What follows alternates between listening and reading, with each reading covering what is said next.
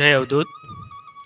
નવનાથ ધામની પાવન ભૂમિ પર બિરાજમાન બ્રહ્મલીન પરમ પૂજ્ય સદગુરુ શ્રી સાનિદાદાના ચરણોમાં અમારા સાષ્ટાંગ દંડવત પ્રણામ. આપણા સૌની વચ્ચે ઉપસ્થિત લોકલાડીલા વિશ્વવંદનીય પરમ પૂજ્ય શ્રી છોટેદાદાના ચરણોમાં મારા કોટી કોટી નમન. ગયા ગુરુવારે આપણે સૌએ આશ્રમમાં તુલસી વિવાહ મનાવ્યો અને સૌ નાથ ભક્તો દર વર્ષની જેમ તુલસી વિવાહ થાય પછી લગ્ન કાર્યની તૈયારીમાં જોડાય છે. તો ઘણા બધા પોતાની લગ્ન કાર્યની તૈયારીમાં જોડાઈ ગયા છે. કંકોત્રીઓ આવવાની શરૂઆત થઈ ગઈ છે. સાથે સાથે પૂજ્યશ્રીનું પ્રિય એવું સદ્ધમય પુરુષાર્થનો નવો અંક પણ આવી ચૂક્યો છે અને લવાજમ નવા સ્વીકારવાનું શરૂ થઈ ગયું છે. લવાજમની કિંમત રાખી છે 320 રૂપિયા. તો સૌ કોઈ લવાજમ રિન્યૂ કરાવી લે અને જેમના બાકી હોય તે નવું લવાજમ અવશ્ય નોંધાવે. આશ્રમમાંથી નક્કી કરેલા વોલેન્ટિયર મિત્રો અનાજ માટે ગામે ગામ ફરી રહ્યા છે અને આપના ગામોમાં પણ આવશે. તો દર વખતની જેમ સહાય કરો છો એ રીતના આપ સહાયરૂપ થશો. આર્થિક યોગદાન પણ નોંધાવી શકો છો, અનાજ પણ નોંધાવી શકો છો અને રસીદ પણ ફળાવી શકો છો. જ્યારે વોલેન્ટિયર મિત્રો આવે ત્યારે એમની જોડે આપ પણ ફળો અને ઉત્સાહપૂર્વક પડો અને અનાજની નોંધણીમાં આપ પણ સહાયરૂપ થાઓ એવી સૌને નમ્ર વિનંતી છે. બીજું, પૂજ્યશ્રીના પ્રવચન યુટ્યુબ પર આપણે લાઈવ પ્રસારિત કરી રહ્યા છે. વિવિધ ઉત્સવોના પ્રવચન લાઈવ આવી રહ્યા છે. તો યુટ્યુબ ચેનલ સૌ અવશ્ય સબસ્ક્રાઈબ કરી લો જેથી આપ એ પ્રવચનનો લાભ મેળવી શકો. આજનો ભંડારો સુશીલાબેન નટુભાઈ પટેલ કુંભારિયા તરફથી છે.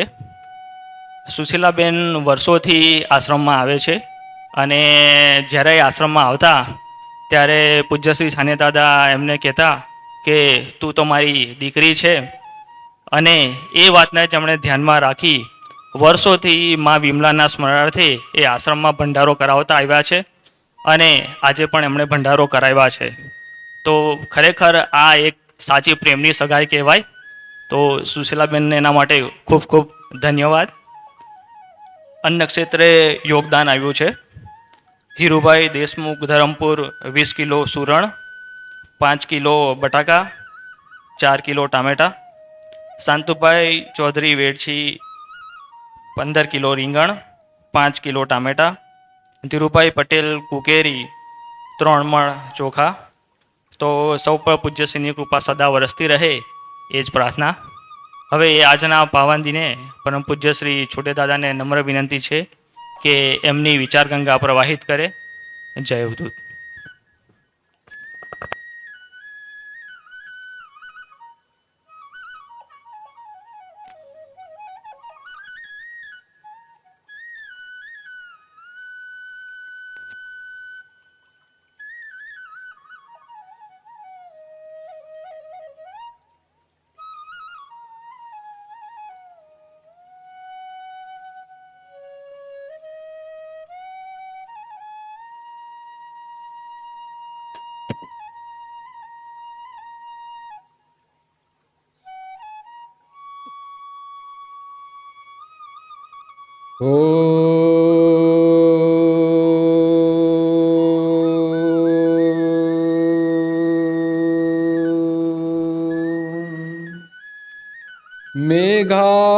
मेघालक्ष्मी नमस्तेषु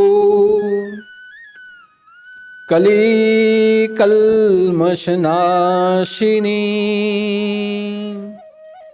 प्रज्ञा देहि श्रियं देहि सर्वकामार्ष देहिनाम्। महालक्ष्मी विद्महे विष्णुपत्नी च धीमहि तन्नो लक्ष्मी प्रचोदयात्।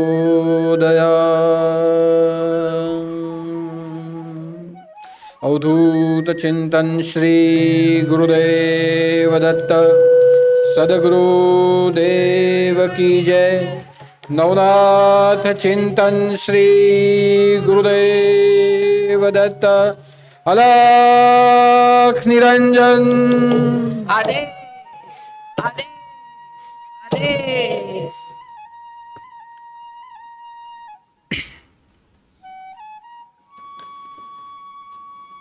हम सबके जीवन में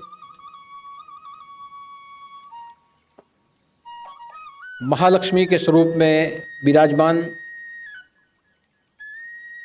बल लक्ष्मी के स्वरूप में विराजमान, सौंदर्य,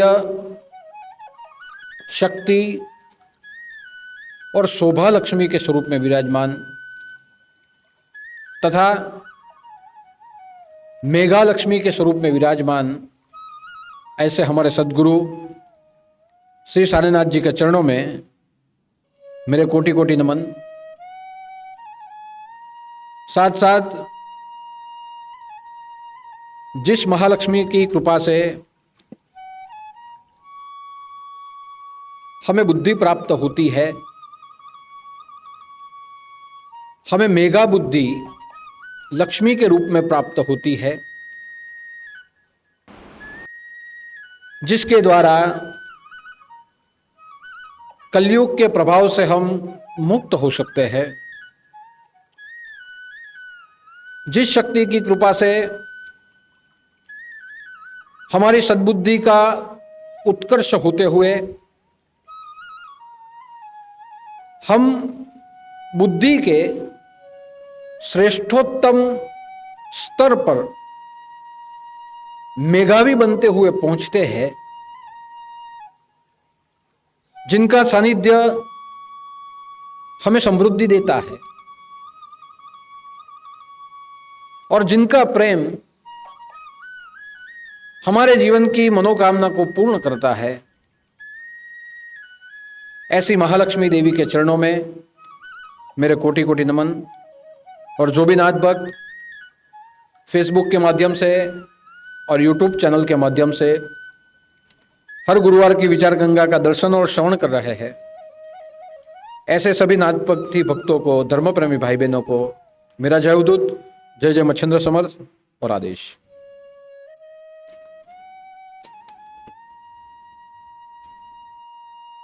मानव उन्नति का इतिहास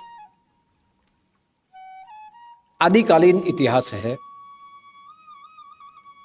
मानव उन्नति का इतिहास पूर्वकालीन इतिहास है। आज से करोड़ों साल पहले जब इस सृष्टि का निर्माण हुआ, तब सबसे पहले मानव की उत्पत्ति हुई। वह मानव केवल और केवल भौगोलिक परिस्थितियों के साथ तालमेल रखते हुए अपनी जीवन जरूरी आवश्यकता, भूख, प्यास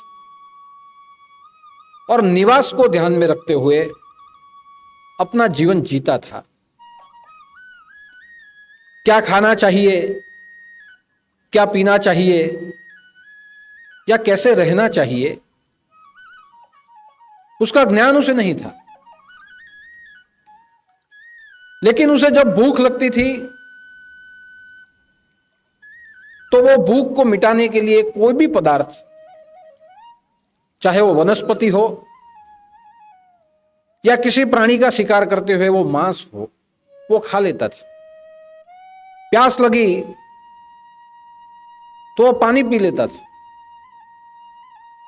बारिश में उसे रहने के लिए निवास चाहिए तो गुफाओं में चला जाता था।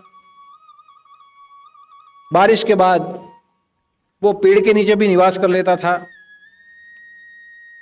या जहां उसे विश्राम मिले ऐसी अनुकूल परिस्थिति को साधते हुए वो अपने विश्राम की व्यवस्था कर लेता था।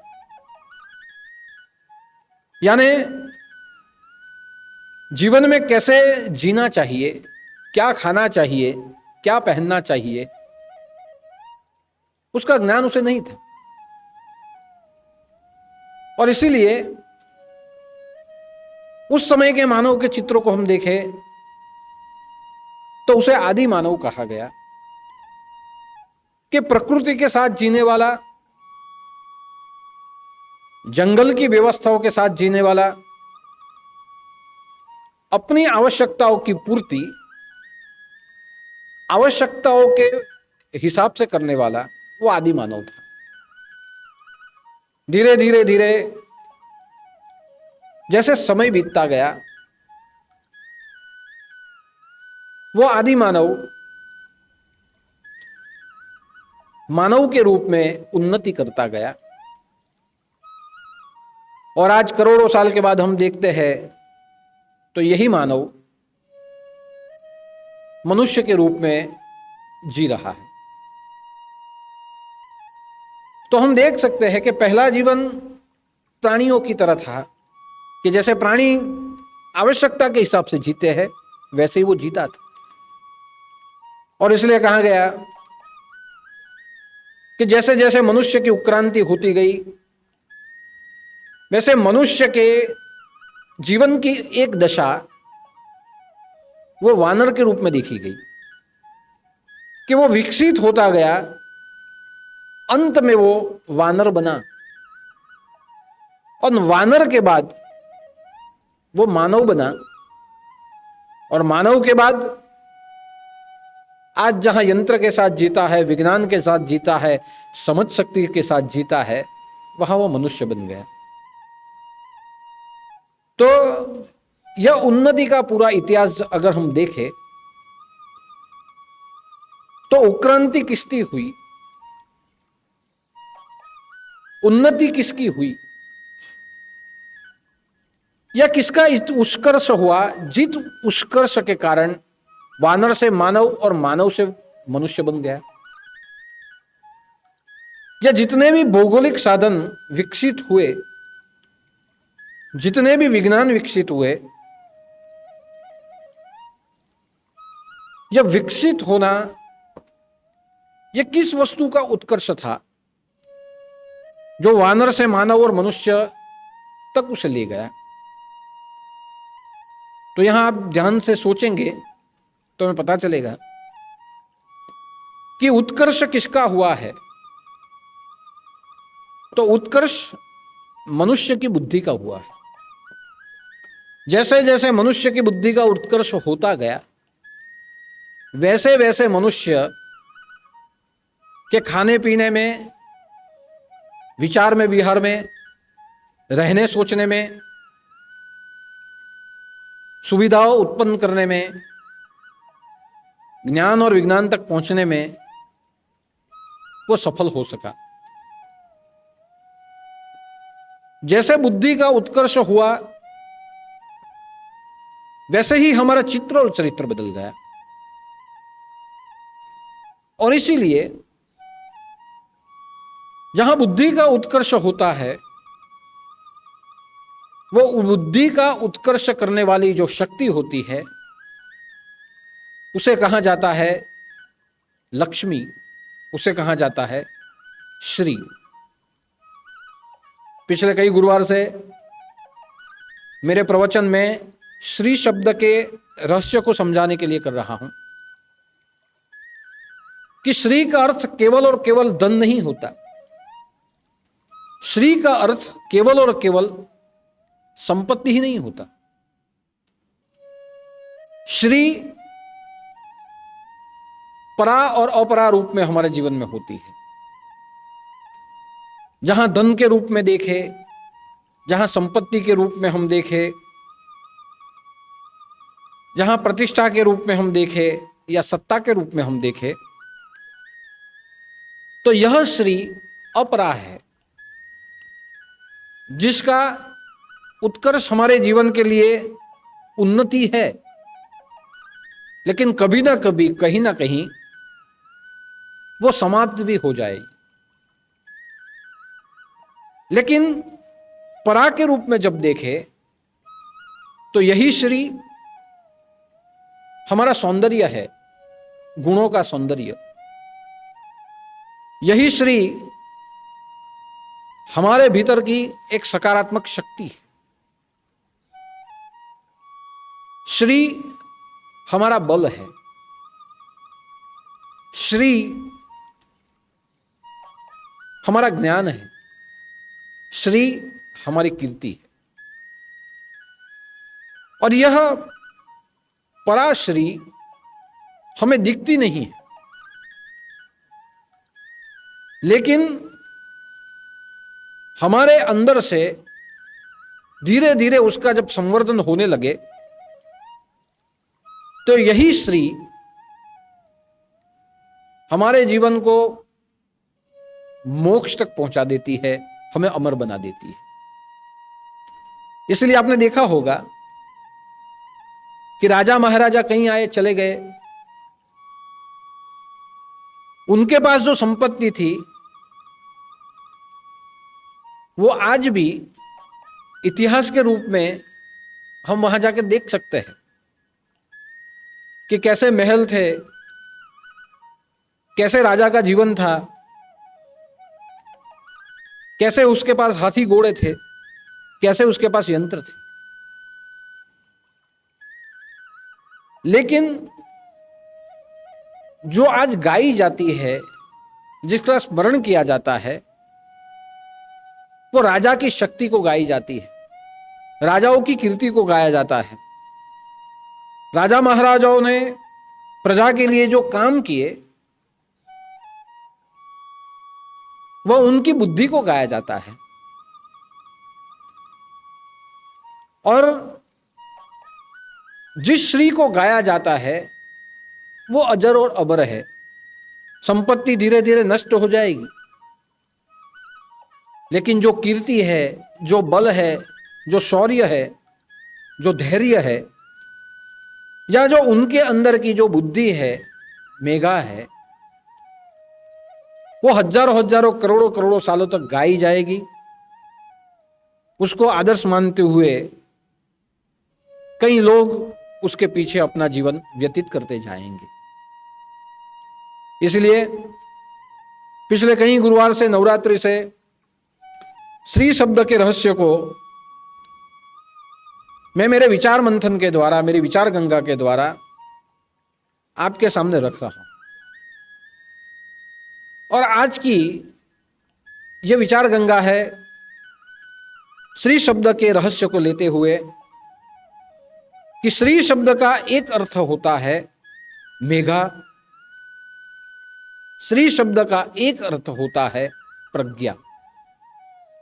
एक गुरुवार के पहले, 2 गुरुवार के पहले मैंने बात की थी कि श्री का अर्थ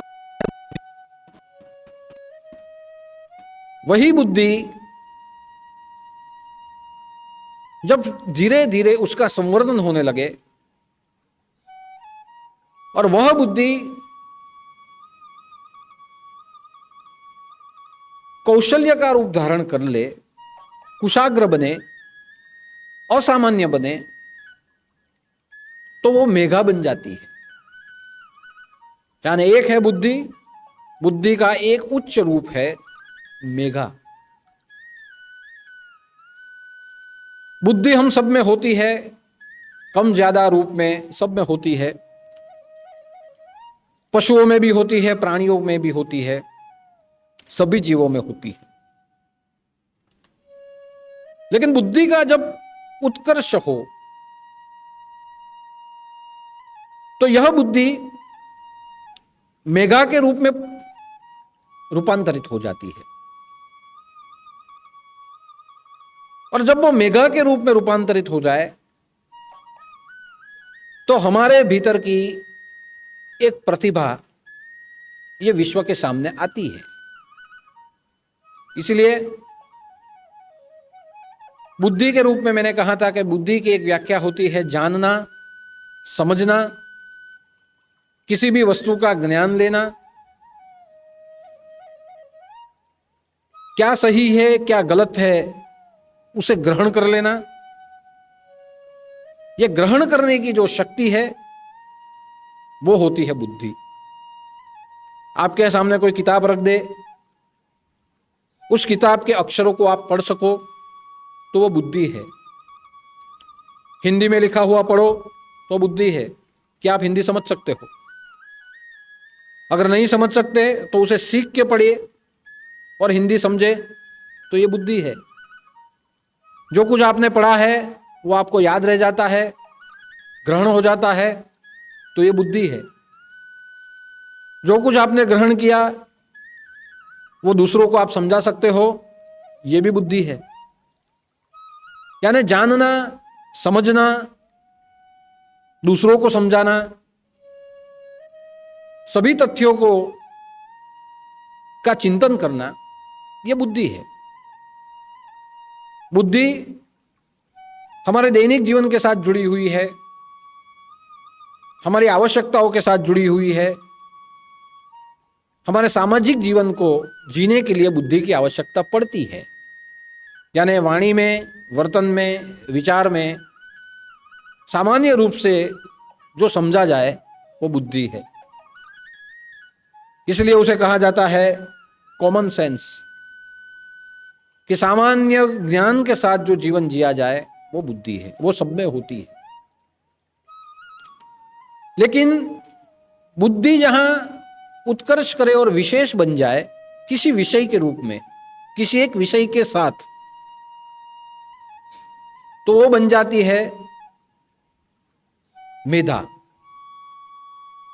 जैसे कोई कवि हो और कवि अपनी कविता लिखे तो ये बुद्धि से ऊपर है, उसे कहा जाता है मेधा। कोई वैज्ञानिक हो, किसी पदार्थ में कोई सिद्धांत की खोज करे और वो सिद्धांत की खोज करते हुए एक नए यंत्र का निर्माण करे तो वो हो जाती है मेधा। डॉक्टर हो, वो अपनी विद्या का योग्य उपयोग करते हुए शरीर के किसी अंग में वो निष्णात बन जाए, स्पेशलिस्ट बन जाए, तो वो होती है मेधा। इसलिए आपने देखा होगा कि पहले के समय से ज़्यादा आज के समय में स्पेशलिटी ज़्यादा होती है। हर एक चीज़ में एक स्पेशलिटी होती है। पहले डॉक्टर होते थे, वो जनरल डॉक्टर होते थे, सभी वस्तु का इलाज कर सकते थे। आज की तारीख में आप डॉक्टरों को देखें तो प्रत्येक अंग के लिए एक एक अलग अलग स्पेशलिस्ट होता है। यह स्पेशलिटी कहां से आई? जैसे जैसे मानव की बुद्धि कुशाग्र होती गई, उसका अभ्यास जैसे जैसे बढ़ता गया, जैसे जैसे उसने ज्यादा से ज्यादा डिटेल निकाली और ज्यादा से ज्यादा चिंतन किया, तो जितने भी मानव अंग है उसके ऊपर एक एक स्पेशलिटी बनी, विशेषता बनी। और वही विशेषता जब बनने लगी तो उसको, उसका निवारण करने के लिए, रोगों का निवारण करने के लिए नई नई दवाएं भी बनने लगी। तो आज की तारीख में हम स्पेशलिस्ट के पास ज्यादा जाते हैं, तो उसे कहा जाता है मेधा। यानी बुद्धि जब कुशाग्र हो और किसी क्षेत्र में जब वो कुशाग्र हो जाए तो उसे मेधा कहा जाता है। लेकिन मेधा हो, लेकिन मेधावी के साथ हमारा व्यक्तित्व प्रभावी हो, ऐसा जरूरी नहीं। यानी मेधावी हो लेकिन प्रभावी भी होना चाहिए। अपनी मेधा से हम बहुत कुछ कमा ले, लेकिन हम कितने प्रभावी है, हमारी प्रतिभा कितनी प्रभावी है कि जिस प्रतिभा से हम मानव जात का कल्याण कर सके और मानव जात को मदद रूप हो सके। आज शिक्षक है, मेधावी है, लेकिन प्रत्येक मेधावी शिक्षक प्रभावशाली नहीं हो सकता। जो प्रतिभाशाली होता है वही विद्यार्थियों का आदर्श बन जाता है। इसलिए आप देखिए, पहले के समय में जो ऋषि मुनि थे, मेधावी थे और प्रभावी भी थे, प्रतिभाशाली भी थे। इसलिए जब आप आज आचार्य का नाम लिया जाता है, गुरुजनों का नाम लिया जाता है, तो द्रोण का नाम सबसे पहले आता है कि द्रोणाचार्य प्रतिभाशाली, जिसकी प्रतिभा का उपयोग पूरे करुवंश ने किया। ऐसे प्रभावी इतने व्यक्तित्व हुए जिनका उपयोग समाज को हुआ, और जब उनका उपयोग समाज को हुआ तो उन्होंने समाज से प्रॉफिट नहीं लिया। आज जितने मेधावी होते हैं वो आर्थिक रूप में प्रॉफिट लेते हैं कि इतनी मेरी फीस है, लेकिन जो प्रतिभाशाली होते हैं वो कभी समाज से नफा नहीं लेते, वो समाज को देते हैं। इसलिए राजा हो गए, महाराजा हो गए, मेधावी थे, लेकिन उनकी प्रतिभा का उपयोग विश्व को नहीं हुआ। लेकिन जिनकी प्रतिभा का उपयोग विश्व को हुआ है वो प्रत्येक प्रतिभाशाली, जैसे स्वामी विवेकानंद के मेधावी थे, एक बार जो पढ़ते थे वो सिर्फ पन्ने फेरते थे, लेकिन जो पढ़ते थे उन्हें याद रह जाता था, उनके वर्तन में दिखती थी उनकी प्रभा, और उनके ज्ञान का उपयोग पूरे विश्व को हुआ। उन्होंने पूरे विश्व को जागृत किया। स्वामी दयानंद सरस्वती, सबको उन्होंने जागृत किया। तो ऐसे जो जागृत करने वाली जो प्रतिभा होती है वो मेधा से ऊपर होती है, उसे कहा जाता है प्रभा। मेधा जब और श्रेष्ठ बन जाए तो वो प्रभा बन जाती है। हमारे ऋषि मुनि ये प्रभावशाली थे, वो प्रभा बन जाता है, प्रभावी बन जाती है। प्रभावी से, मेधावी से ऊपर प्रभावी, और प्रभावी से ऊपर होता है प्रज्ञा, यानी पहली बुद्धि, बुद्धि के ऊपर मेधा, मेधा के ऊपर प्रभा, और प्रभा के ऊपर प्रज्ञा। आज के श्लोक में लिखा है प्रज्ञाम देहि, कि हे भवानी मुझे प्रज्ञा दीजिए। आप मेघा लक्ष्मी तो हो, आपने मेधा तो मुझे दी है, तभी मैं आपका स्तवन कर सकता हूं, लेकिन प्रज्ञाम देहि श्रियम देहि सर्व कामार्ष देहि न, कि मुझे प्रज्ञा दीजिए, मेघा से ऊपर मुझे प्रज्ञा दीजिए। क्योंकि अगर प्रज्ञा मुझे मिलेगी तभी तो मैं एक का नहीं अनेक का कल्याण कर सकूंगा। अब आप देखिए कि जितनी भी स्तुति भगवान की बनी है उसमें हम सब स्तोत्र में भगवान से कुछ ना कुछ मांगते हैं कि बल बुद्धि विद्या देहु मोहि हरहु कलेश विकार, कि मेरे सभी कलेशों को नष्ट कर दो, लेकिन मुझे क्या दे दो? बल बुद्धि विद्या देहु मोहि, मुझे बल दो, मुझे बुद्धि दो और विद्या दो। यहां हनुमान चालीसा में तुलसीदास जी ने संपत्ति नहीं मांगी है,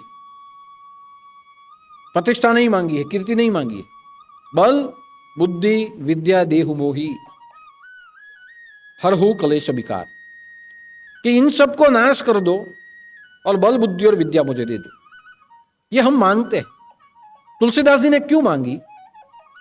उनकी प्रज्ञा थी, और जब प्रज्ञा प्रकट हो जाती है तब प्रज्ञा नित्य वस्तु को मांगती है और अनित्य को छोड़ देती है।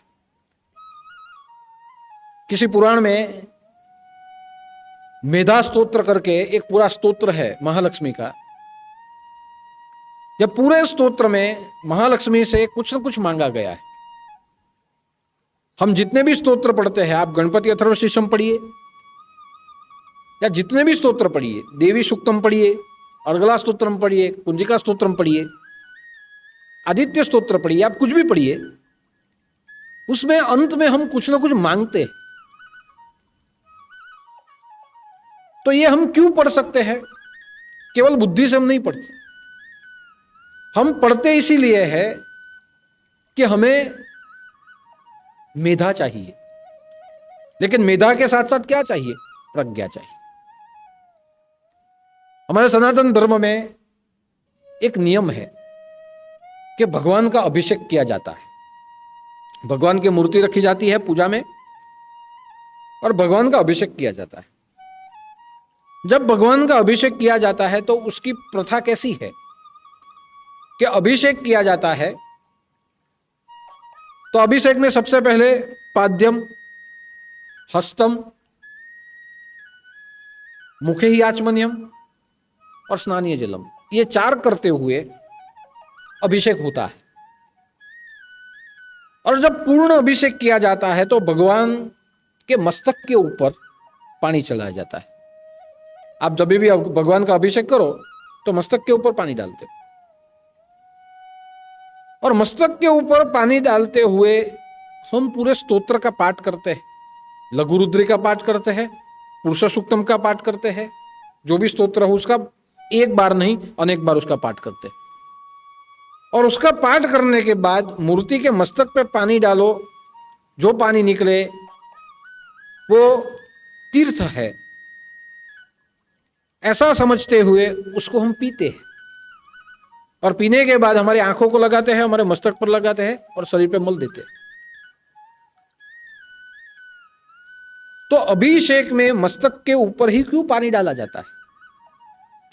अभिषेक में मस्तक के ऊपर इसलिए पानी डाला जाता है कि जो आप मूर्तियों के ऊपर पानी डालते हो और वहां जो दृश्य आप देखते हो और उस दृश्य को देखते हुए जब आप स्तोत्र पढ़ते हो तो अभिषेक का जो पानी होता है आपकी बुद्धि को पवित्र करता है। यानी मस्तक के ऊपर पड़ने वाला पानी बुद्धि को पवित्र करता है। बुद्धि पवित्र हो जाए तो मेधा बनती है, मेधा उच्च स्थान ले ले और प्रभा बनती है, और प्रभा से भी उच्च स्थान, उच्च स्तर मिल जाए तो वो प्रज्ञा बनती है। यानी भगवान की पूजा एक आदर्श पूजा है। भगवान की पूजा करते हुए हम खुद हमारी पूजा करते हैं। शिवम भूत्वा शिवम यजेत, कि जो शिव के ऊपर हो रहा है वो आपके ऊपर हो रहा है, ऐसा समझते हुए हमें पूजा करनी है। तो जब भगवान के ऊपर अभिषेक जो हो रहा है पानी का, वो हमारे मस्तक के ऊपर हो, और हमारे जब मस्तक पर अभिषेक हो रहा है तो हमारी बुद्धि ये शुद्ध हो रही है। बुद्धि शुद्ध होते ही मेधा बनेगी, मेधा प्रभा बनेगी, प्रभा प्रज्ञा बन जाएगी। ये भाव मूर्ति पे जो आते हैं वो मूर्ति के साथ साथ उसका रिफ्लेक्शन, उसका प्रत्याघात हमारे अंदर भी होता है।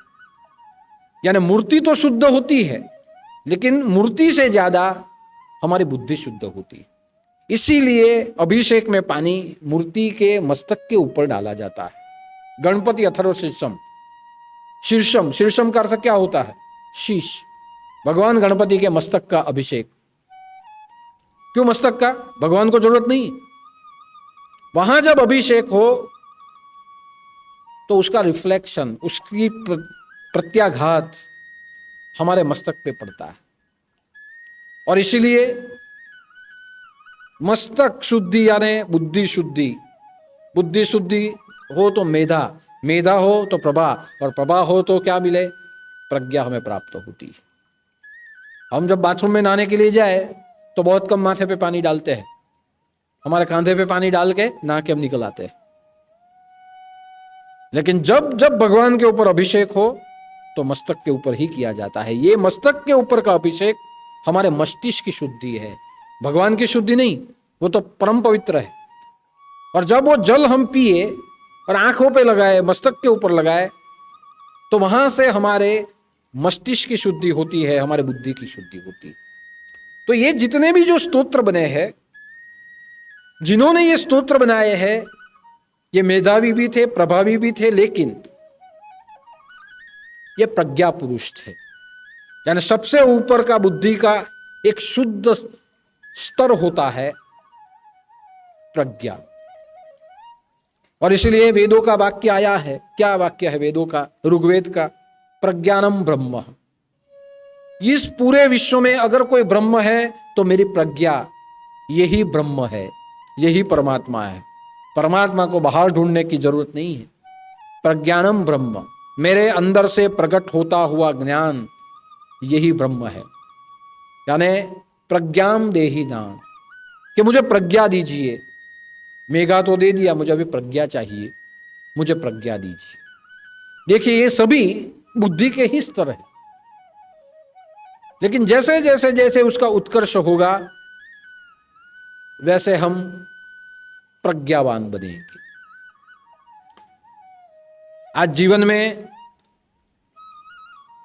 अगर हमें संपूर्ण बनना है, पूर्ण बनना है, तो बुद्धि की भी जरूरत होगी, मेधा की भी जरूरत होगी, प्रभा और प्रज्ञा की भी जरूरत हमें होगी। आपके सामने एक मोटर कार रख दी जाए, और मोटर कार रखे बहुत महंगी 10, 15, 20, 25 लाख की मोटर कार आपके सामने रख दी जाए। अब ये मोटर कार में से उसके इंजन में जो एक पट्टा होता है, वो पट्टे को मैं निकाल दूं और आपको कहूं कि मोटर कार चलाइए, तो मोटर कार चलेगी? क्यों नहीं चलेगी? उसके ऊपर, इंजन के ऊपर पट्टा नहीं है। चलो पट्टे को भी लगा दिया, पूरी गाड़ी ठीक ठाक है, मैं आपको कहूंगा इसकी ब्रेक मैं निकाल देता हूं, आप गाड़ी चलाइए, तो क्या गाड़ी चलेगी? और चलेगी तो बराबर चलेगी? गाड़ी का एक्सीडेंट हो जाएगा। ये गाड़ी की मैं ब्रेक भी आपको दे दूं और बाद में आपको दे दूं कि फुल एक्सीलेटर है, जैसे आपको चलानी है वैसे आप चलाइए, जैसे आपको चलानी है वैसे आप गति से चलाएंगे, तो क्या गाड़ी चला पाएंगे? किसी न किसी को हम कुचल देंगे। तो आप देखिए, गाड़ी का पट्टा निकालने से गाड़ी नहीं चलती। पट्टा भी चाहिए, उसमें ब्रेक भी चाहिए, चलाने वाले के पास गाड़ी चलाने का संयम भी चाहिए, और साथ साथ गाड़ी चलाने की बुद्धि भी चाहिए। जब तक ये सब साथ में नहीं होगा तब तक मोटर कार रास्ते के ऊपर नहीं दौड़ेगी। गाड़ी को अगर रास्ते पे अच्छी तरह से दौड़ाना है तो सब चाहिए, पट्टा भी चाहिए, ब्रेक भी चाहिए, चलाने की अक्ल भी चाहिए, और सही ढंग से चलाने के लिए हमारे पास कौशल्य भी चाहिए। अगर ब्रेक ही निकाल दी जाए तो गाड़ी का एक्सीडेंट हो। अगर एक्सीलेटर की गति फुल रखी जाए तो कहीं ना कहीं किसी ना किसी को हम कुचल डालेंगे। यानी एक गाड़ी चलाने के लिए हमारे पास सब कुछ चाहिए। ठीक वैसे ही हमारे जीवन की गाड़ी योग्य रूप से चलाने के लिए हमें बुद्धि भी चाहिए, हमें मेधा भी चाहिए, हमें प्रभा भी चाहिए, और हमें प्रज्ञा भी चाहिए। अगर हमारे पास प्रज्ञा रहेगी तो ही हम हमारे जीवन से सबका भला कर सकेंगे। जितने भी दुनिया में संत पुरुष हैं, ये सभी संत पुरुष दिखते तो मानव हैं, लेकिन अपने अंदर की शक्तियों से दूसरों का भला कैसे कर पाते? अपने ज्ञान से दूसरों का भला कैसे करते? तो उनकी जो बुद्धि है वो प्रज्ञा में रूपांतरित हो चुकी है। जिसकी बुद्धि प्रज्ञा में रूपांतरित हो जाए वो अपना नहीं, वो सबका सोचता है। इसलिए यहां कहा गया कि मुझे प्रज्ञा दीजिए। हमारे जितने भी ऋषि मुनि है ये प्रज्ञावंत पुरुष, और जिनमें प्रज्ञा होती है वो प्रज्ञा अपने आप अपने भीतर से फूटती है। और जब प्रज्ञा अपने भीतर से प्रकट होती है तो यही प्रज्ञा हमारे अंदर जो कौशल्य है, मेधा, वही मेधा का उपयोग वो दूसरों के लिए कर सकता है। इसलिए आपने देखा कि श्रीमद शंकराचार्य। तो श्रीमद शंकराचार्य प्रज्ञावान पुरुष थे। उनके भीतर में जब प्रज्ञा प्रकट हो गई तो उन्होंने भाष्य किए, वेदों के ऊपर भाष्य किए, उपनिषदों के ऊपर भाष्य किए। उन्होंने विविध स्तोत्र बनाए। अपने अंदर की जितनी भी विद्या थी उनका सदुपयोग पूरे विश्व के लिए उन्होंने किया। लेकिन यह उपयोग कब हुआ? कि जब उनके अंदर की प्रज्ञा प्रकट हुई। उनके अंदर की प्रज्ञा जब प्रकट हुई तो उनके अंदर से जो परावाणी स्फुरित हुई, उनसे भाष्य बने, और ऐसे भाष्य बने जो लोग समझ सके। आपने ज्ञानेश्वर की ज्ञानेश्वरी पढ़ी होगी। संत ज्ञानेश्वर की ज्ञानेश्वरी यह पूरी भागवत गीता है। लेकिन संत ज्ञानेश्वर ने अपनी ज्ञानेश्वरी गांव की भाषा में, मराठी भाषा में, कविता के रूप में गांव के लोग समझ सके ऐसी ग्राम्य भाषा में लिखी है। अब आप सोचिए, संत ज्ञानेश्वर तो प्रज्ञावान पुरुष थे, प्रज्ञानम ब्रह्म। उनके अंदर से जो प्रज्ञा थी उससे पूरे विश्व को वो जान चुके थे। वो चाहते तो संस्कृत में भी लिख सकते थे, लेकिन अपने अंदर की जो प्रज्ञा की वाणी थी, परावाणी, वही वाणी से उन्होंने गांव के लोग समझ सके ऐसी वाणी में पूरी भागवत गीता को उन्होंने लिखी। अब आप सोचिए कि जैसे गांव के लोग जैसे बोली बोलते हैं, अपने अंदर की पराशक्ति, परावाणी गांव के लोगों की बोली में उन्होंने लिखी और लोगों के दी। लोगों ने समझी और अपने जीवन में उतारी, और आज भी उसके ऊपर लोग पीएचडी करते हैं, एमफिल करते हैं। तो ये सब क्या था? तो अपने भीतर का ज्ञान लोगों तक पहुंचाने के लिए अपनी प्रज्ञा से जो भाष्य किया गया, वही ब्रह्म ज्ञान पूरे विश्व को काम लगा है। इसलिए जरूरत है कि प्रज्ञा पूर्ण हो। जिनके पास प्रज्ञा होती है, मेधा उनके पास होती है, लेकिन जिनके पास मेधा हो, जरूरी नहीं है कि उसके पास प्रज्ञा हो।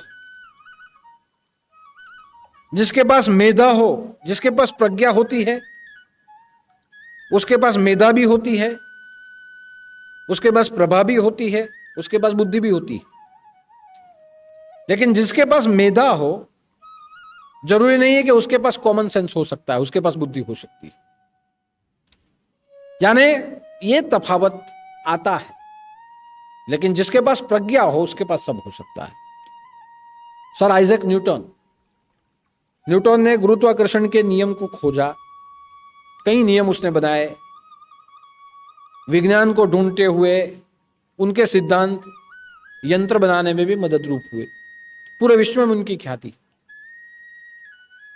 ये मेधावी थे, तो उनके अंदर से जो सिद्धांत जन्मे, उनसे विज्ञान की खोज हो सकी।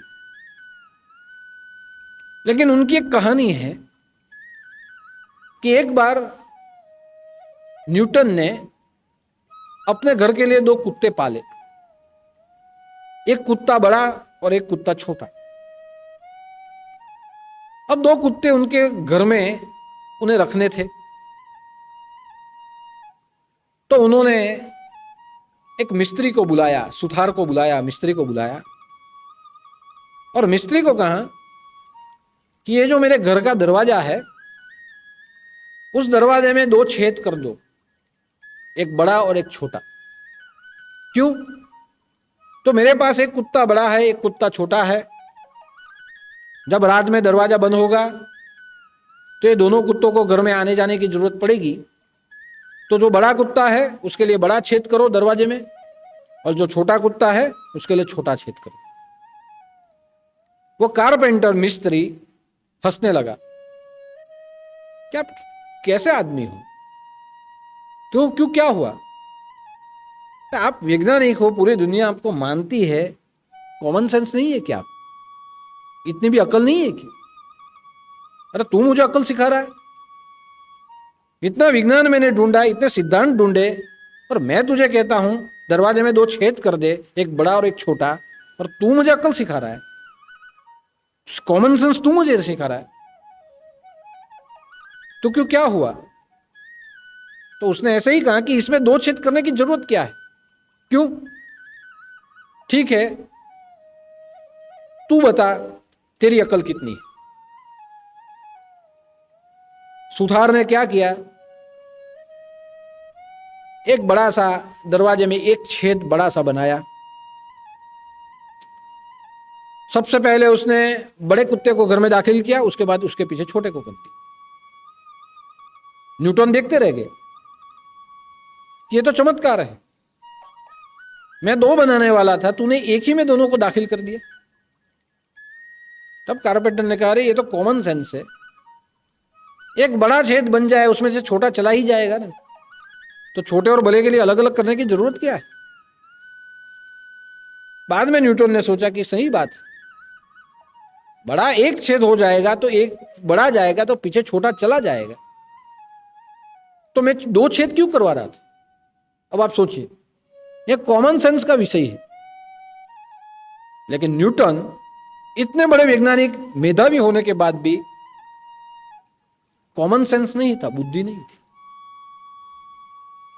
यानी जो ज्यादा पुस्तकों में पढ़े रहते हैं, जो ज्यादा निष्णात बन जाते हैं, हो सकता है उनमें कॉमन सेंस न हो, जैसे न्यूटन में नहीं था। और यह कहानी हमें सिखाती है, આપણે કે ને ભણ્યો પણ ગણ્યો નહીં, આ વસ્તુ થઈ ગઈ છે કે આટલો મોટો વિદ્વાન થઈ ગયો પણ સામાન્ય જીવન જીવવાની અક્કલ નહીં મળે. ઘણા આપણી વચ્ચે પણ એવા માણસો હોય કે બહુ ભણે આખું મગજ એનું ચોપડામાં જ નાખી દે, પણ વ્યવહારની અક્કલ એનામાં રૂપિયાની હોતી નથી. અને વ્યવહારની અક્કલ એનામાં રૂપિયાની હોય નહીં એટલે આપણે કહીએ કે ભણ્યો ખરો પણ હાલો ગણ્યો નહીં મળે. तो जो मेधावी होता है जरूरी नहीं कि वो बुद्धि हो उसके पास, सामान्य जीवन जीने में उसके पास बुद्धि नहीं हो सकती, लेकिन वो मेधावी होता है. जो बुद्धिशाली होता है वो मेधावी नहीं भी हो सकता. 100% में से 5% लोग होते हैं जो मेधावी हो, 95% जितने भी होते हैं वो बुद्धिशाली होते हैं. और बुद्धि के स्तर से भी जो नीचे हो उसे मूर्ख कहा जाता है. तो जो बुद्धिशाली हो वो मेधावी नहीं हो सकता. जो मेधावी हो जरूरी नहीं है कि बुद्धिशाली हो और उसके पास प्रज्ञा हो, नहीं हो सकता. लेकिन जिसके पास प्रज्ञा है उसमें बुद्धि भी होती है, उसमें मेधा भी होती है, उसमें प्रभा भी होती है. तो श्री क्या है? श्री बुद्धि है, श्री मेधा है. लेकिन मेधा होने के कारण दूसरों का भला हो जाए ये जरूरी नहीं है. श्री विवेक है. एक गुरुवार पहले मैंने विवेक के लिए भी कहा था कि श्री विवेक है, सत्य और असत्य को जानने की एक क्षमता, दूरंदेशी, दूर का सोचने की एक क्षमता, विवेक ये है. लेकिन श्री प्रज्ञा है, और प्रज्ञा का संबंध होता है आत्मबुद्धि से. एक शब्द है आत्मबुद्धि, सरल शब्द. प्रज्ञा यानी हमारे अंदर की आत्मबुद्धि. प्रज्ञा का संबंध आत्मा से जुड़ा हुआ होता है, और आत्मा का संबंध परमात्मा से जुड़ा हो. आत्मा का संबंध जब परमात्मा से जुड़े तो परमात्मा का संबंध किससे होता है? परमात्मा का संबंध पूरे विश्व से होता है.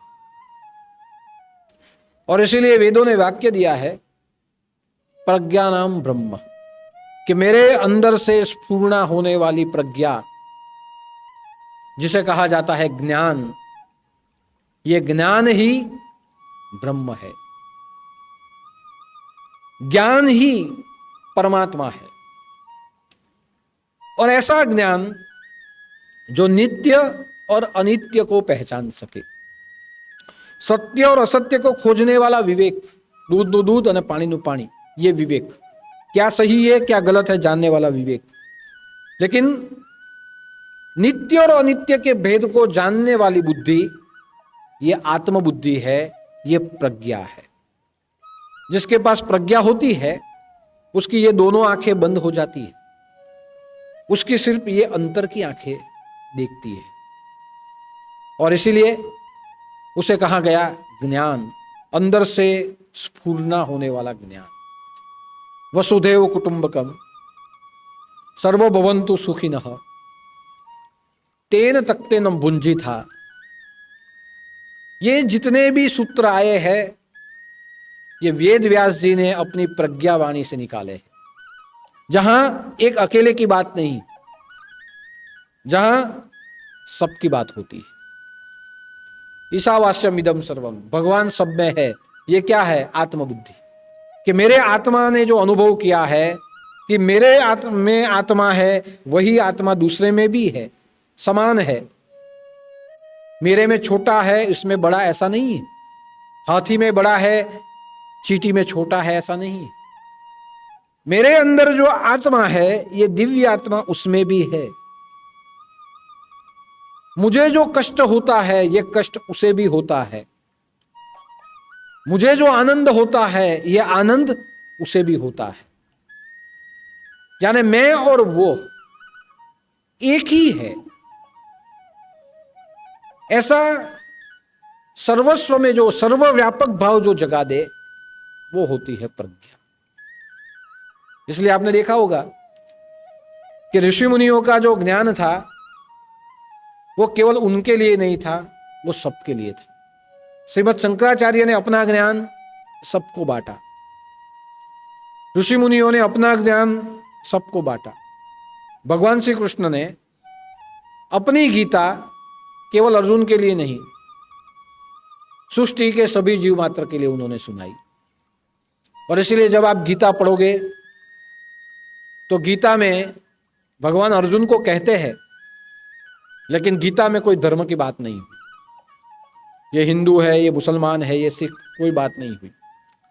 गीता में वर्ण की बात नहीं हुई, ये ब्राह्मण है, ये शूद्र है, ये भेद की बात नहीं हुई। गीता में 33 कोटि भगवान है, ऐसी अलग अलग बातें नहीं हुई। गीता में एक ही बात हुई है, परमात्मा, परम पुरुष, उत्तम पुरुष, अक्षर पुरुष, इनकी ही बातें हुई। यानी एक ही पुरुष की बात हुई है, विराट पुरुष की, परमात्मा की। उसमें अलग अलग अलग भगवान के रूपों की बात नहीं हुई। गीता में केवल और केवल हमारे भीतर की संपत्ति की बात हुई है, सद्गुणों की, पैसों की बात नहीं हुई। गीता में प्रज्ञा की बात हुई है। ज्ञान से परमात्मा को समझना, पूरे विश्व को समझना, पूरे विश्व की वेदना को जानना, यह समझाया गया है। लेकिन गीता में केवल और केवल खुद को जानने की बात नहीं। तो भगवान श्री कृष्ण परम प्रज्ञावंत पुरुष थे। मच्छेंद्रनाथ का फोटो देखिए, आपके घर में होगा।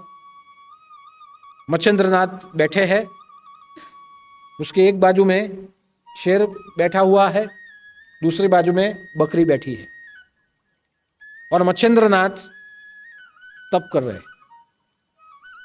यह हमें क्या सिखाता है? प्रज्ञा। कि मेरे सानिध्य में जो भी आए,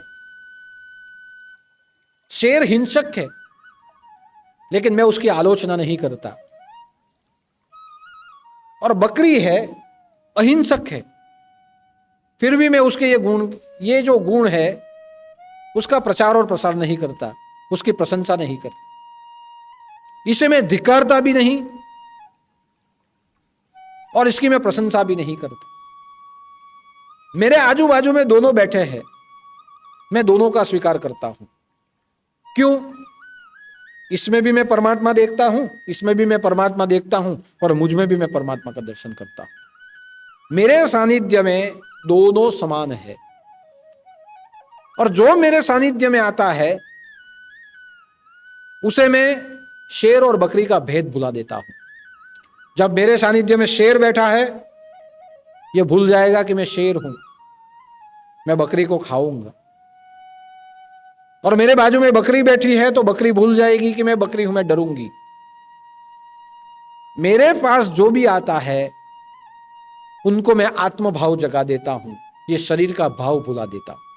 ये मच्छेंद्रनाथ के फोटो में है, आप देखिए, बराबर देखिए। अगर मच्छेंद्रनाथ में भेद होता तो हिंसा करने वाले शेर को वो वहां नहीं रखते, ये बकरी को खा जाएगा, उसे नहीं रखते। लेकिन उनने दोनों को समान रखा। तो यही हमें सिखाता है कि प्रज्ञावंत जो पुरुष होता है उसके लिए पशु और मानव का भी कोई भेद नहीं होता, दोनों उसके लिए समान होते हैं। इसलिए दोनों के साथ प्रेम पूर्वक वो व्यवहार करता है। प्रज्ञावंत जो पुरुष होता है उसमें स्त्री और पुरुष का भी भेद नहीं होता। आप गीता पढ़िए, गीता में पुरुष लिखा गया है, स्त्री के धर्म और पुरुष के धर्म नहीं, एक ही पुरुष, उसमें स्त्री पुरुष नहीं बताया गया। हमारे यहां के गुरु दरबार को देखिए, दुनिया की मैं बात नहीं करता, लेकिन गुरुदेव से जो चलता आया है आज की तारीख में, आप देखिए, आप यहां जहां बैठे हो यहां स्त्री पुरुष का कोई भेद है? यहां जितने भी यहां प्रवचन में बैठे हैं आजू बाजू में आप देख लीजिए, स्त्री के बाजू में पुरुष बैठा है, पुरुष के बाजू में बच्चा भी बैठा है। जो स्त्री पुरुष यहां बैठे हैं आप देख लीजिए, पति पत्नी साथ में नहीं, अलग अलग सब जगह पे बैठे हैं। यहां कोई विकार है आपके बीच में? कोई भाव है, विकार भाव, कि ये स्त्री है, ये मेरी पत्नी नहीं, ये दूसरों की पत्नी है, उसमें कोई विकार भाव लगता है? आप स्त्री पुरुष ये कैडर कोई अलग अलग बनाई गई? यहां आप देख लीजिए कि यहां कौन ब्राह्मण बैठा है, कौन शूद्र है, आप देखिए। इसमें हर गुरुवार को आप आते हैं, और जो यूट्यूब पे बैठे हैं वो भी यहां आके देखे, आए हैं, आप देखिए। हमारे गुरु दरबार में हजारों लोग आके बैठते हैं, आपके बाजू में ब्राह्मण बैठा है, शूद्र बैठा है, आपको पता है? आपके बाजू में मजूर आदमी बैठा है या मालिक बैठा है, किसी को पता है इसमें? यहां बैठने वाला कोई स्त्री पुरुष है, कोई किसी को पता चलता है इसमें? और आज तक आप यहां बैठते आए, आज भी बैठते हो, किसी को मन में ऐसा दुर्भाव जगा है यहां बैठे? किसी ने मस्करी की है किसी की? किसी ने किसी का अपमान किया है? आज तक का रिकॉर्ड है, आप देख लीजिए। नहीं, क्यों? तो ये गुरु दरबार है, ये गुरुपीठ है, ये गुरुपीठ के ऊपर बैठने वाला जो भी व्यक्तित्व है सदगुरु का, ये प्रज्ञानम ब्रह्म व्यक्तित्व है। यहां सब आके समान हो जाते हैं। और समान तो कैसे हो जाते हैं? गुरु तो समान भाव रखते हैं, लेकिन यहां जो बैठे हुए हैं उनमें भी समानता है। कोई बड़ा नहीं, कोई छोटा नहीं। अज्येष्ठा सोम अकनिष्ठिका व्याम भावार्दु संभावत्रो, सब यहां एक समान है। यह किसके सानिध्य में हो सकता है? प्रज्ञावंत पुरुष के सानिध्य में। और इसीलिए कहा गया प्रज्ञानाम ब्रह्म, कि मेरे अंदर से स्फुरित होने वाली प्रज्ञा जो परमात्मा का दर्शन सब में करवाती है, आत्मा को परमात्मा से जोड़ती है, आत्मा से आत्मा की संवेदना को जोड़ती है, उसे कहा जाता है लक्ष्मी। यानी जो सब में सबको समान देखे, वही सबको एक समान बांट सकता है। नवनाथ चरित्र में आप देखिए, एक अध्याय ऐसा है जहां मच्छेंद्रनाथ के पास भेड़ बकरी भी आती है और हिंसक पशु भी आते हैं, सबको हाथों से खिलाते हैं और सबको विदाई कर देते हैं। और उसमें लिखा गया है कि ये प्रज्ञावंत ब्रह्म पुरुष जो होता है उसके सामने ही ये सब भेद मिट जाते हैं। पशु पशु भी भेद नहीं करते। ये किसके सामने हो सकता है? जो आत्मबुद्धि से पूरे विश्व को देखे, उसमें हो सकता है। तो प्रज्ञा जो हमारी होती है, ये कण कण में परमात्मा को देखने की एक दृष्टि है। कण कण में परमात्मा है, ऐसा सबके साथ आदर भाव करने वाली एक बुद्धि है। और इसीलिए यहां लिखा गया है कि आपने मेघा लक्ष्मी, मेघा तो मुझे दे दी, मुझे प्रतिभा भी दे दी, लेकिन मुझे प्रज्ञा दीजिए। अगर विश्व में सबके पास प्रज्ञा आ गई तो वसुदेव कुटुंबकम, सब समान बन जाएंगे। आज विश्व में लड़ाई झगड़ा क्या है? आरक्षण, रिजर्वेशन, कि मेरी जात की इतनी सीट, मेरी जात की इतनी सीट, मुझे ये लाभ मिला, मुझे ये लाभ मिला। ये लड़ाई जो है किसकी है? जाति भेद। मैं ब्राह्मण हूं, ये शूद्र है। अब आप सोचिए, जब हम सब आदि मानव थे तब कोई ब्राह्मण और शूद्र था? जब हम सब एक समान आदि मानव थे तो उसमें कोई ऐसा था कि ये आदिवासी है और हम पढ़े लिखे हैं? कोई भेद था उस समय पे? जैसे जैसे जैसे बुद्धि का उत्कर्ष हुआ वैसे ये बुद्धि भेद करने लगी। ज्यादातर 100% में से 90% सिर्फ बुद्धि तक रह गए, 5% उसमें से मेधावी बने, और 5% जो थे उसमें प्रज्ञा का जन्म हुआ। जिनमें प्रज्ञा प्रकट गई उसने सबको समान मान लिया, जिसमें मेघा प्रकट गई उसने अपने आप को विशेष मान लिया, और जिसमें बुद्धि ही रही उसने सब में भेद करना चालू कर दिया। तो आप देखिए, पूरी विश्व की जो व्यवस्था है, ऊंच नीच, जातिवाद, अमीर गरीब, ये उनके ऊपर ही बन गई। लेकिन जब कोई प्रज्ञावान बन जाता है उसके सामने सब समान हो जाते हैं। और इसीलिए यहां मांगा गया है, प्रज्ञाम देहि, मुझे प्रज्ञा दीजिए, बाद में मुझे श्रियम देहि, मुझे समृद्धि देना, सबसे पहले मुझे प्रज्ञा दीजिए। आज हम सब में प्रज्ञा नहीं रही है, इसीलिए हमारे घर में भी विवाद होते हैं। दोनों लड़के अपने ही है, लेकिन एक को ज्यादा महत्व, एक को कम मिलता है। आज हमारे घर में ही प्रज्ञा चली गई है, इसलिए मेरा परिवार और तेरा परिवार हो गया। आज हमारे मोहल्ले में प्रज्ञा चली गई है, इसलिए देखिए आप, मोहल्ले मोहल्ले में भी अंतर है। ये ब्राह्मणों का है, ये शूद्र का है, ये वेश्यों का मोहल्ला है, ये क्षत्रियों का मोहल्ला है। ये क्यों मोहल्ले अलग अलग पड़ गए? प्रज्ञा चली गई, सिर्फ बुद्धि रह गई, और जहां बुद्धि रह गई वहां विवेक कैसे होगा?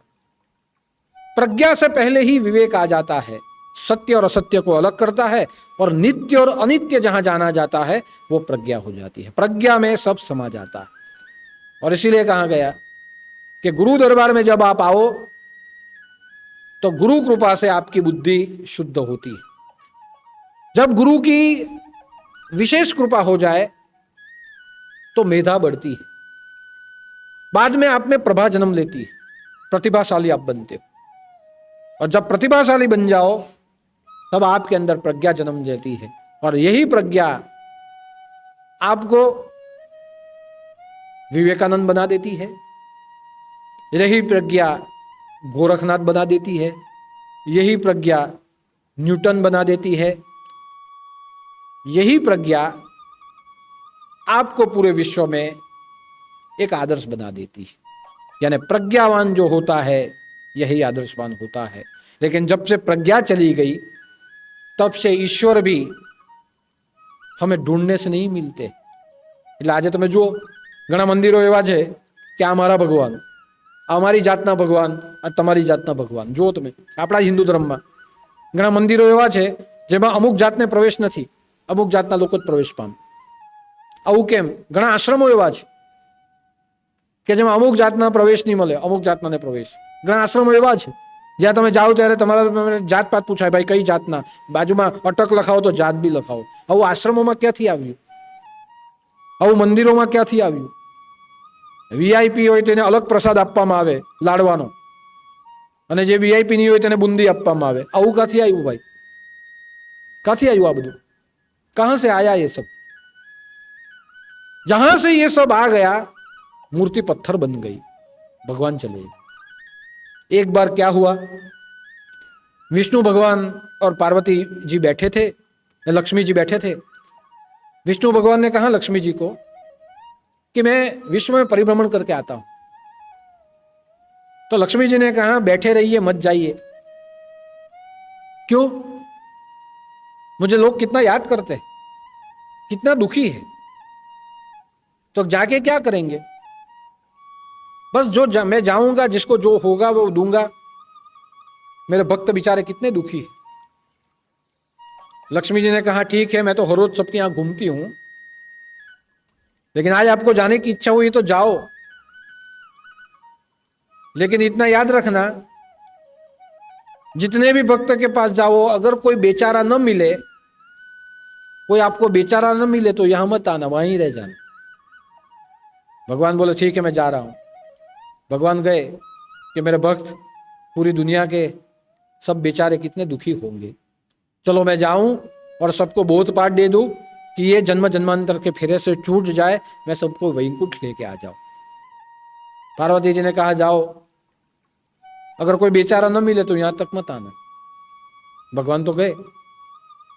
भगवान गए, एक बड़े से मंदिर में बैठे। विष्णु भगवान आए हैं ऐसा सबको पता चल गया, सब दौड़ते हुए गए, गर्दी लग गई। भगवान ने कहा आओ, मैं वैकुंठ ले जाता हूं, तुम्हें मोक्ष दे देता। जो भी आया उसने भगवान से मोक्ष की बात ही नहीं की। भगवान कहे मैं मोक्ष ले जाऊं, उसने कहा मोक्ष बाद में जाएंगे, अभी तो बहुत जीवन बाकी है। तो क्या चाहिए? थोड़ा पैसा दे दो। किसी ने कहा समृद्धि दे दो, किसी ने कहा प्रतिष्ठा दे दो। भगवान कंटाल गए। भगवान ने सोचा मैं देने आया था मोक्ष, ले जाने आया था वैकुंठ, ये सब तो कुछ अलग अलग ही मांग रहे। भगवान को लक्ष्मी जी की याद आई कि उसे लाया होता तो अच्छा होता, कुछ ना कुछ तो दे देती। कोई किसी ने पैसा मांगा, किसी ने संपत्ति मांगी, किसी ने ये मांगा वो मांगा। भगवान दुखी हो गए। भगवान दुखी होके चले गए भगवान, और भगवान बद्री केदार गए, बद्री का आश्रम, पर्वत के ऊपर बैठ गए। भगवान ने सोचा यहां वही आएंगे जो मेरे भक्त होंगे, इतना ऊपर कौन मेहनत करके आए। वहां भी बहुत लोग गए, जो भी गए भगवान ने कहा आओ मैं तुम्हें वैकुंठ ले जाऊं। सबने कहा यहां वैकुंठ के लिए नहीं आए तो क्या, यहां चढ़ के इसीलिए आए हैं कि हमें पैसा चाहिए, हमें संपत्ति चाहिए, हमें परिवार चाहिए, बाद में आएंगे। भगवान वहां भी दुखी हो गए। वहां से भी भगवान निकले, भगवान पाताल में चले गए कि यहां तो वही आएगा मुझे ढूंढता हुआ जिसे मैं चाहता हूं वैसा ही आएगा। सबमरीन लेके नीचे सब गए, भगवान के चरण छुए। भगवान ने कहा आओ मैं तुम्हें वैकुंठ ले जाता हूं। वहां भी लोगों ने कहा यहां वैकुंठ मांगने के लिए नहीं आए, वहां जब मांगा वो नहीं दिया, वो मांगने के लिए यहां आए, अब तो दे के जाइए। भगवान दुखी हो गए। भगवान गए। भगवान ने सोचा लक्ष्मी जी ने कहा था कोई बेचारा मिले तभी आना, यहां तो कोई बेचारा नहीं मिला, क्या मुंह लेके वहां जाओ। नारद जी मिले। भगवान क्या हुआ? अरे मैं तो वैकुंठ देने के लिए गया था, लाने के लिए गया था, मोक्ष देने के लिए गया था, वहां तो सब धन संपत्ति पैसा यही सब मांगते, कोई बेचारा नहीं मिला, तो क्या करूं, अब मैं कहां जाऊं। और लक्ष्मी जी ने तो कहा है कोई बेचारा न मिले तो यहां मत आना, अब क्या मुंह लेके जाऊं, कहां जाऊं। नारद जी ने कहा एक ही जगह बची है, वहां चले जाइए। कौन सी जगह है? एक ही जगह है, वहां चले जाइए। जो आपको पाना चाहता है वो ही वहां पाए। तो कहां जाऊं मैं? अगर आपको जाना है तो ये जितने भी आपके भक्त हैं उसके हृदय में चले जाइए। तो भगवान कहा वहां मैं कैसे जाऊं, वो तो सब मांगते हैं, हृदय में चला जाऊंगा तो और मांगेंगे, नहीं मांगेंगे चिंता मत करिए, उनके हृदय में चले जाइए। ये जो पूरी दुनिया है ये बहिर्मुखी है, उनकी आंखें बाहर ही खुली हुई है। ये जो मांगती है ये बाहर का ही मांगती है, जब सोते हैं तभी आंख बंद होती है, अंदर तक किसी की आंखें नहीं जाती। ये बहिर्मुखी दुनिया है, अंतर्मुखी नहीं है। इससे अच्छा है आप कहीं भी जाएंगे आपको ढूंढेंगे। अगर आपको जाना है तो उनके भीतर में चले जाइए। उनकी आंखें खुली ही रहती है, बंद नहीं होती। और जब भी बंद होगी, अंतःकरण में जब वो उतरेगी, तब प्रज्ञा को ढूंढने के लिए निकलेगी, तब उसको प्रज्ञा बन के आप मिल जाइए। बाकी सबके भीतर में चले जाइए, बाहर मत रहिए। भगवान विष्णु सबके हृदय में बस गए, सबके अंदर में बस गए। आज आप देखिए, मोह को कहां ढूंढे बंदे, मैं तो तेरे पास में, न मैं काबे में न कैलाश में, मैं तो तेरे पास में। हम काबे ढूंढते हैं, हम कैलाश ढूंढते हैं, भगवान यहां होंगे वहां होंगे, भगवान संपत्ति में मिलेंगे, भगवान प्रतिष्ठा में मिलेंगे। जहां भी ढूंढो, हम बाहर ही ढूंढ रहे हैं। लेकिन भगवान ने क्या कहा? मैं तो तेरे पास में, मैं यहां आपके अंदर हूं। जब आप थक जाओ और जब आपकी आंखें बंद हो, जब आपको कोई प्रज्ञावान पुरुष मिल जाए और उसके सानिध्य में जब आप चले जाओ और नित्य और अनित्य वस्तु का जब आपको भेद पता चल जाए, तब नित्य को ढूंढने के लिए जब आपकी आंखें बंद हो जाए, समाधि अवस्था में जब आप चले जाओ, तो वो समाधि अवस्था में प्रज्ञा का मिलन, परमात्मा का मिलन आपके साथ हो जाएगा। और इसलिए कहा गया है पातंजलि योग सूत्र में कि प्रज्ञा का मिलन कहां होता है? जब समाधि अवस्था में आप चले जाओ, तब आपकी प्रज्ञा आपको भीतर से प्राप्त होती है। इसलिए आप देखिए, जितने भी महापुरुष हैं, ये आंखें बंद करके हुए बैठे हैं। भगवान बुद्ध मुख के ऊपर स्मित है, लेकिन उनकी आंखें बंद है। प्रज्ञा और समाधि का मिलन हुआ है, इसलिए आंखें बंद हो गई और मुंह के ऊपर हास्य। शिव गोरख की मूर्ति आप देखिए, शिव गोरख की मूर्ति बैठी है, आंखें बंद है, मस्तक थोड़ा झुका हुआ है, यहां ध्यान लगाया हुआ है, यहां प्रज्ञा है।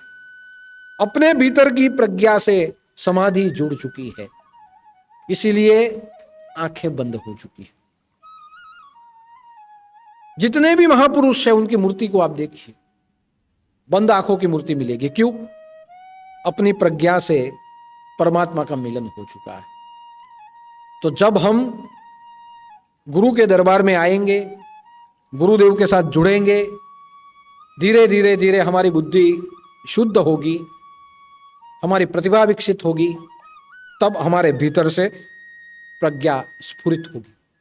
और जब यह प्रज्ञा स्फुरित होगी, आपको नाशवंत वस्तु ढूंढने की जरूरत नहीं, ज्ञान भी यहीं से मिलेगा, संतोष भी यहीं से मिलेगा, आनंद भी यहीं से मिलेगा, सब आपको अंदर से ही मिल जाएगा। और जब यह सब आपको मिलेगा, यही सब लेते हुए आप दुनिया को भी देने के लिए आप निकल पड़ोगे। इसीलिए प्रज्ञा को कहा गया है, प्रज्ञाम देहि श्रियम देहि, मुझे प्रज्ञा दीजिए, यही प्रज्ञा मेरी विश्व की ऊर्जा में काम लगेगी और ये प्रज्ञावंत बनते हुए मैं परब्रह्म की प्राप्ति करूंगा। इसीलिए प्रज्ञा ये लक्ष्मी है और यही लक्ष्मी हमारे भीतर में जब जन्म लेती है, तब इसे हम लोगों में बेचते नहीं है, हम बांटते हैं। लक्ष्मी को बेचनी नहीं है, लक्ष्मी को बांटना है। समान रूप से सबके जीवन में हम बांटेंगे। हमारे गुरु की कृपा बेची नहीं जाती, गुरु की कृपा सभी भक्तों को प्रसाद के रूप में बांटी जाती है। गुरुदेव का भंडारा बेचा नहीं जाता, प्रसाद के रूप में आप सबको बांटा जाता। गुरु का ज्ञान बेचा नहीं जाता, गुरु का ज्ञान प्रसाद के रूप में सभी भक्तों को समान रूप में बांटा जाता है। तो हम सब प्रज्ञावंत पुरुष के सानिध्य में है और हमारी प्रज्ञा हमें जागृत करनी है। जागृत हो गई तो हम पूरे विश्व की सहायता कर सकेंगे।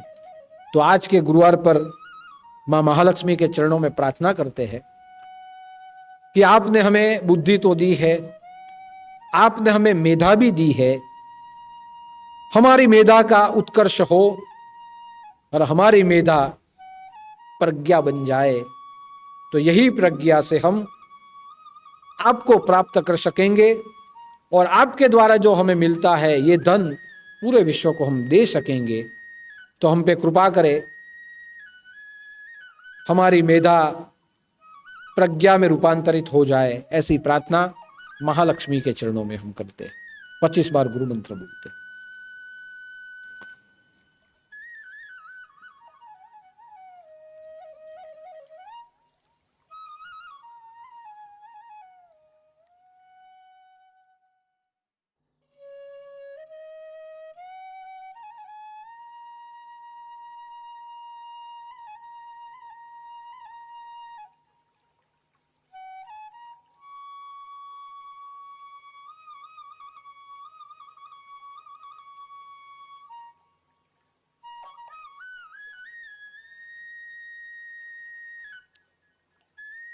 गोरक्ष झालंधर चरपटाश्च अड़बंगाकानी फामचेन्द्रराज चौरंगी रेवाणक भर्तुहरि संज्ञा भूम्या बभुर नवनाथ सिद्धः।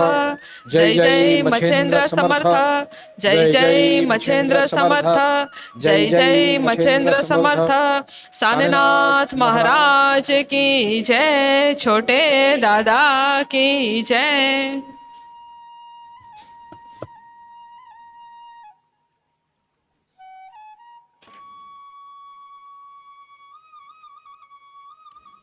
હવે આજનો ભંડારો સુશીલાબેન નટુભાઈ પટેલ કુંભારિયા તરફથી છે। આજના ભંડારામાં દાળ ભાત, રીંગણ બટાકાનું શાક, લાપસી અને અઠાણું છે।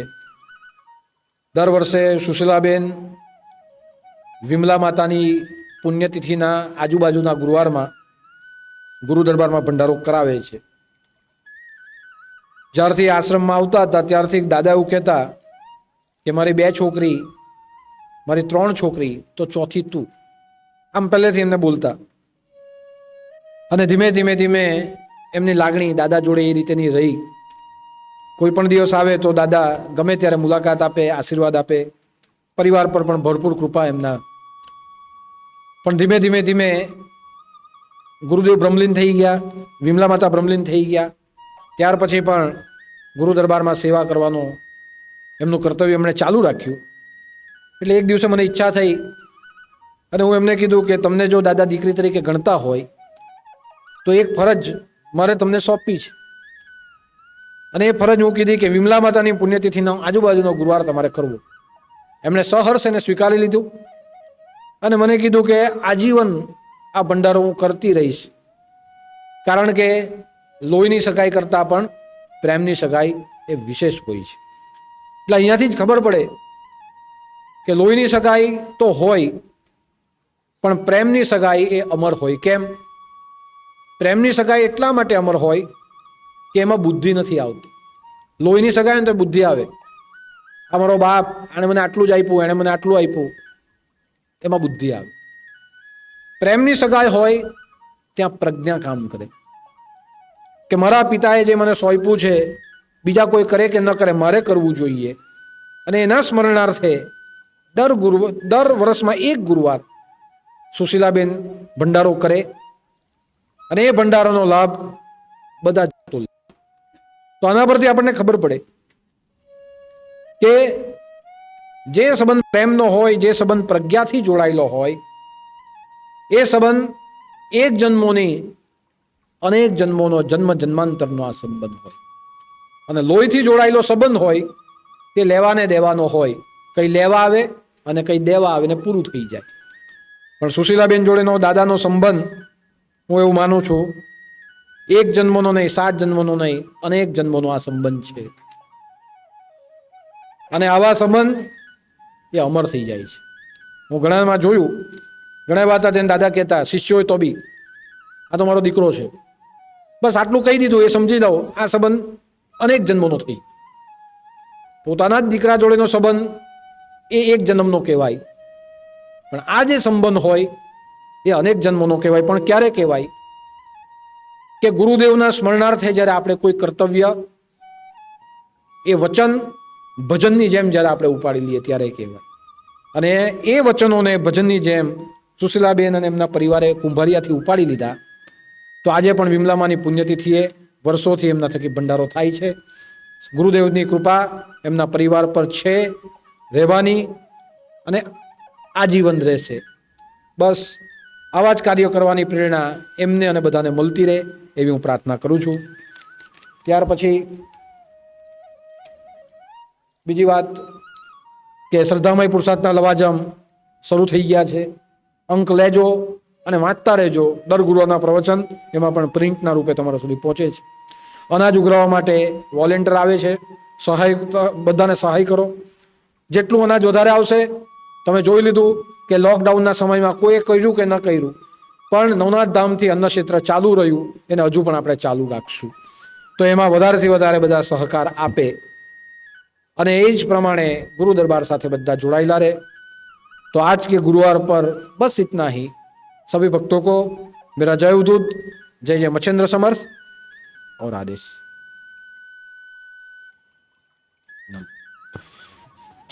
એવા જગમાં અમર જોડો, એવા જગમાં અમર જોડો, સાને દાદા વિમલા માતનો, સાને દાદા વિમલા માતનો. એવા જગમાં અમર જોડો, એવા જગમાં અમર જોડો, સાને દાદા વિમલા માતનો. દાદા તારા મંદિરે દુખિયાઓ આવતા,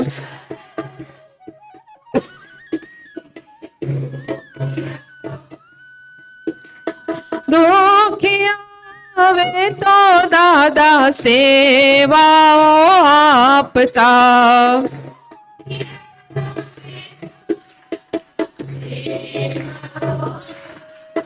એવા જગમાં અમર જોડો, એવા જગમાં અમર જોડો, સાને દાદા વિમલા માતનો, સાને દાદા વિમલા માતનો.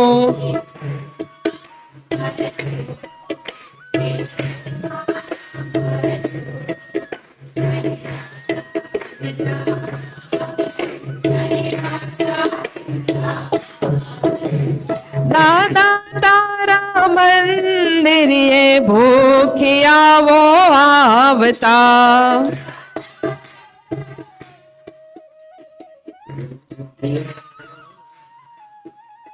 ભૂખિયા આવે તો દાદા ભોજન આપતા.